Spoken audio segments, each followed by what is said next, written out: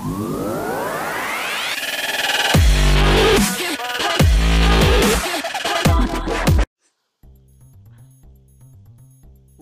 Phone call జీవితాలను శాసిస్తుంది నిజం.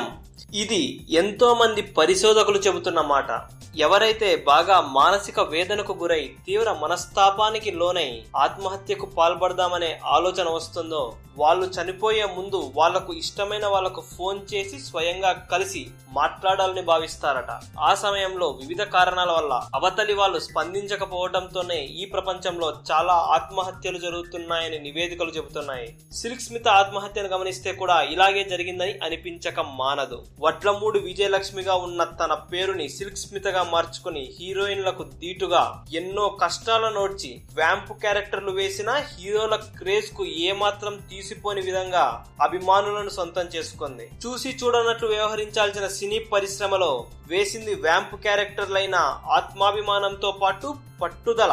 దానికి తోడు ఎవరికి తలవంచని తత్వం సిల్క్ స్మితకు ఎన్నో కష్టాలను తెచ్చిపెట్టింది. తన 17 సంవత్సరాల సినీ జీవితంలో 450 చిత్రాలకు పైగా నటించింది. సిల్క్ స్మిత ఉంటే బాక్స్ ఆఫీస్ దగ్గర కనక వర్షమే అనేంత స్థాయికి ఎదిగిపోయింది.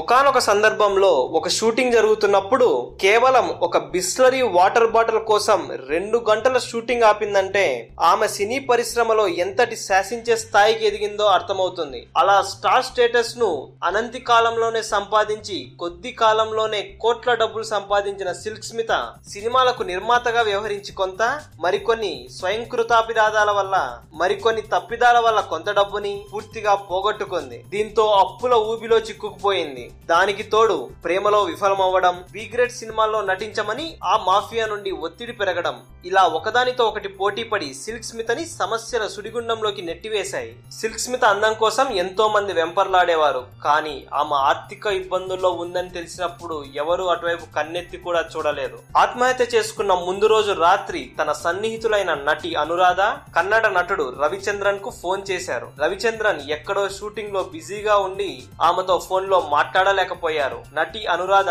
రేపు పొద్దున వస్తానని, ఇంత రాత్రి అర్జెంట్ అయితే వస్తానని ఫోన్ లో చెప్పిందట. సిల్క్ స్మిత సరేనని ఫోన్ పెట్టేసింది. ఆ మరుసటి రోజు ఉదయమే సిల్క్ స్మిత ఆత్మహత్య చేసుకుంది. వీళ్ళు ఆసుపత్రికి చేరుకునే సమయానికి సిల్క్ స్మిత ఎంతో అపురూపంగా చూసుకున్న శరీరంపై విపరీతమైన ఈగలు వాలి అనాథ శవంలా పడి ఉండడం చూసి తట్టుకోలేకపోయారు. సిల్క్ స్మిత చనిపోయి 20 సంవత్సరాలు దాటిన రవిచంద్రన్ని, అనురాధని ఆమె మరణం ఇంకా వెంటాడుతూనే ఉంది. దానికి కారణం మేము ఆమె దగ్గరకు ఆ రోజు రాత్రి వెళ్లి ఉంటే తను బ్రతికుండేది అనే ఒక చిన్న ఆశ. ఈ వీడియో కనుక మీకు నచ్చినట్లయితే లైక్ చేయండి, కుదిరితే షేర్ చేయండి. ఛానల్ని సబ్స్క్రైబ్ చేయడం మాత్రం మర్చిపోకండి. మరిన్ని ఇంట్రెస్టింగ్ అప్డేట్స్తో మీ ముందుకు వస్తాము.